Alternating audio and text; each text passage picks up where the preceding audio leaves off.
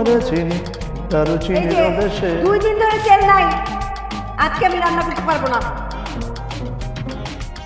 এই 2 দিন কি দিয়ে রান্না করছো? কেরাসিন তেল দিয়া? কি আবার পানি দিয়া সেদ্ধ রান্না করছি। Good, very good. সেদ্ধ রান্না করবা পানি দিয়া, শরীর ভালো থাকবে। ডাক্তার কি বলছে শোনো নাই? তেল খাবেন না, তেল হারাম। শোনো, তেল খেলে কি কি রোগ হয় আমি তোমার বলি। প্রথম হলো গ্যাস্ট্রিক, তারপরে ম্যালেরিয়া, যক্ষা, হুপিং কাশি, ক্যান্সার। কাজে তেল বাদ। মাথার মাথার রান্ধবি না। সকাল থেকে বাসায় পানি নেই, রান্না হচ্ছে না, ইনফ্যাক্ট ওয়াশরুমও যেতে পারছি না। আমি না এতগুলো থালা পেটে জমায় রাখছি, বুঝতে পারতেছি না। শোনো, পানি ছাড়া হবে না। সকাল 4টায় পানি ছাড়া হবে আর রাত 11। তাহলে ঘুমাবো কখন আর উঠবো কখন? ঘুমাবেও না, উঠবেও না। পানি ছাড়া হবে না। পানি ছাড়া হবে না।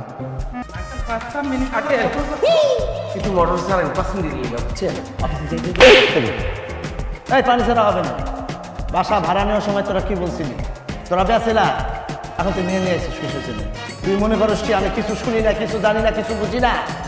হাজির জানি কথা কার বাপ্পা শিখে যায় তোদের। আঙ্কেল এই এখন কি এটা বলার সময়?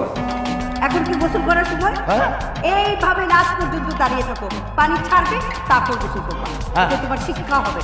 এরপর থেকে বাথরুমে গেলে কল ছেড়ে দেখবা যে পানি আছে কি নাই। আর তুমি খবরদার পারমিশন ছাড়া পানি ছাড়বা না। আমার স্ত্রীরা বলে তাই আমি শুনি, তার কথা উঠি, তার কথাই বেশি। যাও।